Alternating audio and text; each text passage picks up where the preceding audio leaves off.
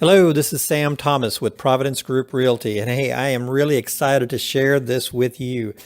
We have had a lot of buyers that I usually meet in our office for this meeting where we go through a one-on-one consultation. And the reality is, time is busy, you're busy, we're busy. We have clients relocating from out of the area, out of the state as well. And so we put this together so it would be a good strategic overview for buyers to help them with the buying process. So hopefully this will be a benefit to you. At the same time, if you have any questions, feel free to call me, text me, email me, and we can help you any way we can. Okay, so the first one we're going to get into is determine your needs and wants. So this seems pretty obvious, and for the most part it is. We need to find out, and we want you to make sure you find out exactly what you're looking for in that next home. Does it need to be a 2-story? Does it need to be a 1-story? How many bedrooms? How many bathrooms? Do you need a formal living area? Do you need a formal dining area? Do you need an acre of land to go with it as well? Or are there some elements of your new home that you absolutely don't want? And so the more specific we can get, the more successful we can be in terms of finding that next home for you. All right, the next item is financing and pre-approval. This one's really important. A lot of our clients, they get excited about their next home, and they should. It's an exciting time in your life. But they want to go see homes, and they want to maybe go to a builder and see, models that are open, or they talk to one of our agents or myself, and they want to go see a home, and that's great, and we'll accommodate them, believe me. At the same time, it's important to get your financing right and your pre-approval letter. This is the reason. We don't want you to fall in love with a property that you're not pre-approved for. So it's very possible that you may have started the process talking about, finding a lender, or you feel that, hey, you've got plenty of income, it's not a concern. Here's the deal. We don't want you to fall in love with the property and then to find out that, hey, your credit is not quite there, your debt to income ratio isn't right, or your lender is going to need a little bit more work to get you ready. And in the meantime, you're upset because you missed this home. The second thing that's going to be a possible problem is the financing that you are eligible for has to match the property type. So once again, we don't want you to get disappointed to find out that the type of loan that you're going to qualify for is not going to meet the requirements of the property. So it's ideal if we can get your financing squared away, and we're happy to help you get you in front of a couple of lenders and find the one that's right for you. Okay, the next step is locating the right property. So there's a few steps in this process. The first step is we're going to build a customized search portal for you. I know there's a lot of searches out there with Zillow, Trulia, and all these different companies, and they're great. They're not completely accurate because data is very fluid and it changes. So we're going to build one for you that's very, very accurate, and you're going to get access to that so you can use the searches that we provide, as well as you can alter the criteria real time and look for something maybe close to it. Regardless, you're going to get that data. We're going to get it at the same time, so you're going to have real-time information along with pictures, prices, square footage, taxes. It's going to give you a lot of great information.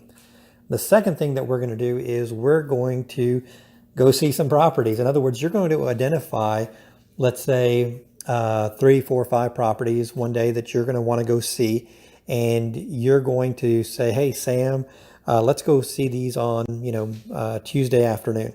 So there's a little bit of coordination. I have to contact the selling agent, and to find out when we can show those, and we're going to line them up, get them organized, get them scheduled, and then we're going to go out and see them. It's very natural that we're going to go see quite a few properties. That's the nature of the business. And we want you to see quite a few properties before you make a decision.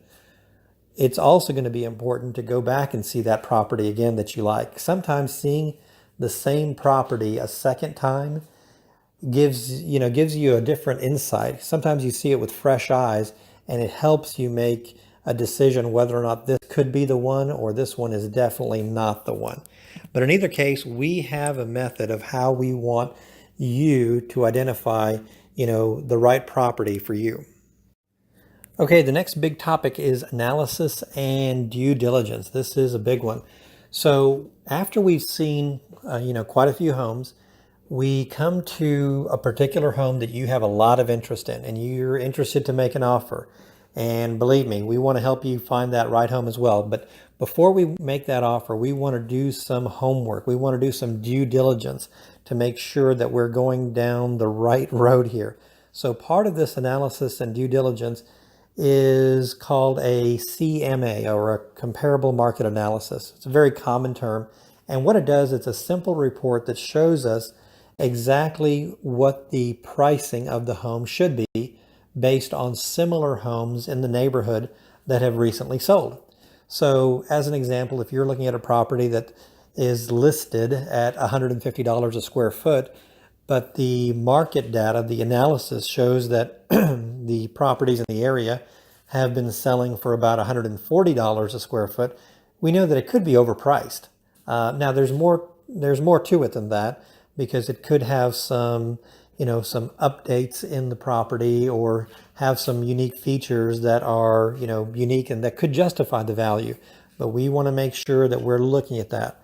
We're also going to do some analysis on the history of the property, who's owned it, what's the tax history on the property as well, what's the repair history. So we have the ability to pull certain reports that show, did they go to the city and request permits to have work done on the foundation or the roof or water heater, or did they file an insurance claim, as an example, on this property from a water leak or something, that may impact it. So we're going to do as much of this due diligence as possible, not only for the price, but also for the property condition itself, and present that to you. And then you get the ability to look it over, think it over, and make a decision of how you want to proceed. You may look at it and you say, hey, you know what, this looks great. Let's make an offer at X. Or you may look at it all and you may say, you know what, this looks good, but I'm a little bit concerned about A, B, and C. Let's pass on this. And guys, this is a big difference between investing and gambling. We don't want to be gamblers. We want you to invest properly when you're buying your home, not just, throwing darts at a dartboard hoping that you hit the right one. Hopefully this makes sense to you. Okay, the next thing we're going to talk about is the offer process. This is where we're getting to it. So we've come to the point where we've determined that this is a property that you really want to pursue. You want to make an offer on it. So this is how the offer works. There's quite a few different terms of the offer that we're going to clarify with you via email, via phone calls. We're going to be doing a lot of communicating back and forth, I promise. There's two elements that I want to cover, though, part of that process. One is the option period. So the option period is the period of time in the contract. It's usually anywhere from 5 days to 7 days. Could be a little bit longer, could be a little bit shorter, depending on the property and the circumstance. And the purpose of that option period is for you to terminate the contract. In other words, for you to think it over, do your due diligence, have an inspection done, have an electrician go out there, have a plumber, whatever you want to have done on the property during your option period, and determine if you want to move forward. During that option period, you're going to have your inspection done. After your inspection, you may say, hey, you know what, Sam, this property is in great shape, but we just don't want to pursue it. That's fine. You can terminate during that option period. And it doesn't have to be because of the inspection report. So you can terminate for whatever reason, or you can continue with it. Along with that option period is an option fee. And the option fee is typically 1/10 of 1% of the purchase price. So as an example, if it's a $500,000 home, it's very common that the option fee could be $500, or it could be, what you're comfortable with as well. But that's typically what we see. So it's important to understand how this option fee and this option period works. If you decide to terminate during the option period, you lose that option fee. It goes to the seller. You make the check out to the seller and they get to keep it. If you decide to continue with the contract, that option fee is applied to your contract. It's applied to your closing and your closing costs. Hopefully this makes sense. Also, there's another check that you're going to write once your offer is accepted, and that is for the earnest money. This is also known as a good faith money, and it's made out to the title company, and they're going to hold it, and they're going to hold it and apply it towards your closing as well. Now, it's very important to understand that if you terminate the contract during the option period, you can request to get that money back, and it's returned back to you. That's part of the agreement as well. We have to request it. If you terminate the contract after the option period, the earnest money becomes at risk, and it's possible it could go to the seller. So it's very important that we're keeping track of days. We will be keeping track of days, but we want to make sure that your earnest money is protected as best as we can, and your option fee is being used properly so that you can evaluate the property and decide whether or not you want to go forward or not. Okay, we covered the offer process, and we specifically talked about the option fee and the earnest money. I promise you there's quite a bit more to it, but we're going to get into that once we get further along. What I wanted to talk now about is the next step, which is the inspection process, the appraisal process, and repair negotiations.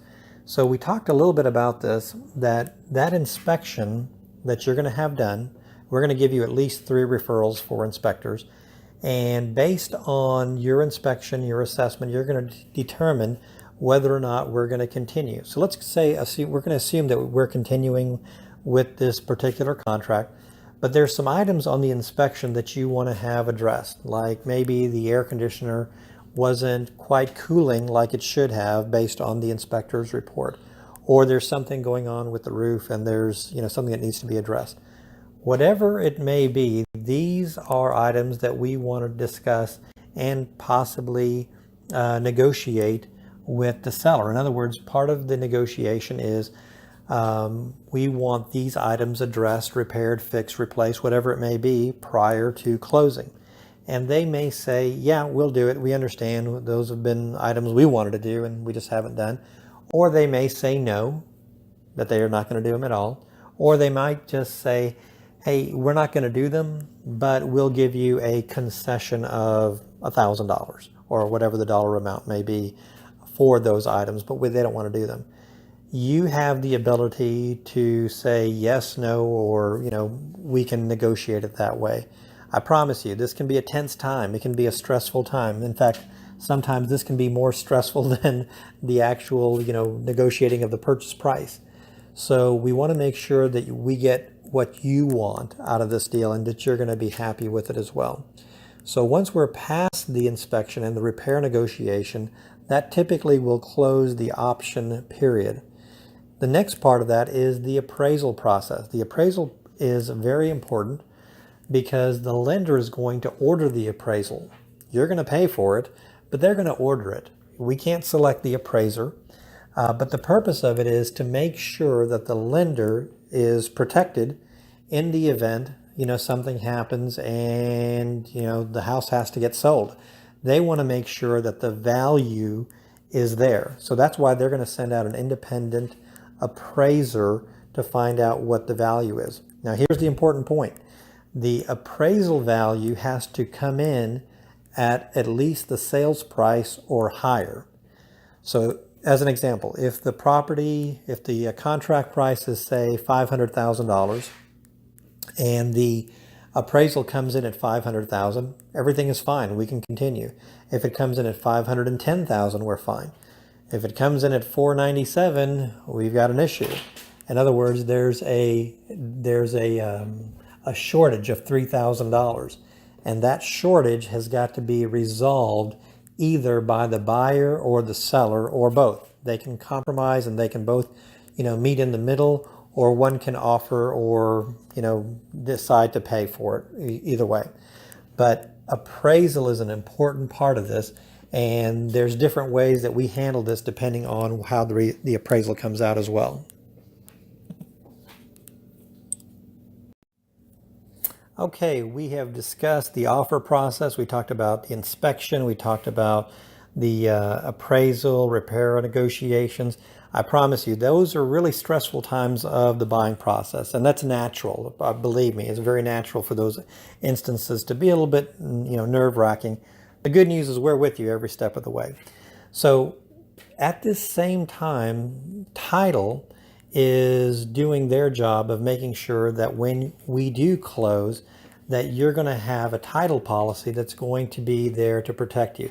So think of it this way. The purpose of title and a title policy is to make sure that once you do close, that your interest in that property is secure. In other words, you're not going to have a nightmare of someone knocking on your door or sending you an email saying that, hey, there's a problem. You're really not the rightful owner of this property, or there's some sort of lien or some sort of encumbrance against this. That's the purpose of title, is to protect you and to protect your interests in the property. Okay, so congratulations. We're getting through the process here, and now we're on to the closing day and the funding of your loan as well. So let's talk a little bit about closing and the closing day. This is the date that's set in the contract of when you're going to close, when we're going to sign the papers, and hopefully you get your keys that day too. And there could be circumstances. The seller may need a lease back. They may need a couple of extra days. And there's a lot of variables in here as well. Also, the closing day itself can be a variable. Let's say that it took a little bit longer to negotiate the repairs, or there was an issue with your financing and they needed a couple of more days and they needed to extend it. Or it could be that everyone got ready ahead of time and decided to close 5 days earlier. So my point is, the closing day can move around a little bit. Don't get too caught into it has to be that day because it was in the contract. We can amend for it. The other thing to keep in mind is the funding. So the funding is when the funds actually get moved over, and that is when you can actually take possession. Some people think, hey, I signed the forms, where's my keys? Once again, the money has to actually move from point A to point B. So once again, guys, this is a process. You will make over 100 decisions in this process, but you're not going to make them alone. We're going to be with you every step of the way. We want to give you good advice and treat you just like we would, someone from our own family as well, to make sure you're getting the best advice in terms of buying your new home. All right, let's talk about next steps. Well, the next steps are really based on where you are. I have clients right now that we're actively looking for properties, every couple of days. We have some clients that are about 2 or 3 months out because they have to get their financing in order. Or we have some clients that are in the process of relocating, or we may be helping them sell their home, or whatever the case may be. The next step is wherever you're at. We're happy to help you any way we can. A couple of things I want you to keep in mind. And that is, one, some of our clients are interested in new construction. They want to get a brand new home or an inventory home. Hey, if that's the case with you, definitely talk to us, because there's some great opportunities out there and the process is completely different. So make sure you talk to me about that. Second of all, is if you are in a position where you need to sell your home, or you have a home to sell before you buy your next home, let us know about that and we can give you some great information on how to leverage that and maximize that to your advantage. Because you got to think of it. If you're buying someone's home and you have to sell your home to get the money to buy their home, how is that going to get presented so it doesn't seem like it's a negative? So once again, just something else to keep in mind. Make sure, once again, there are no stupid questions. There's a lot of things I don't know about different subjects. But hey, when you're dealing with probably the most valuable asset for most folks, it makes sense to go with someone who knows what they're talking about. So hey, ask me questions. Feel free to call me, text me, email me. Happy to help you any way I can. And we'll talk to you again.